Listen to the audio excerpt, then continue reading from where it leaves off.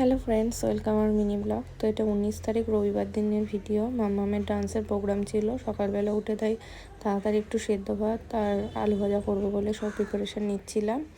তো আলু কেটে নিলাম প্রথমে, তারপরে তাড়াতাড়ি একটু চা খেয়ে নিলাম। কোনো কিছুরই সময় ছিল না, খুব তাড়াহুড়োয় ছিলাম। তারপরে যে জামা কাপড় কাচতে দিয়েছিলাম মেশিনে, সেগুলো হয়ে গেছে, ওগুলো একটু মেলে দিচ্ছিলাম এক এক করে। তারপরে কি পরে যাব সেটা ডিসাইড করছিলাম। শাড়ি পরেই যাব, তাই শাড়িটা বের করে নিচ্ছিলাম।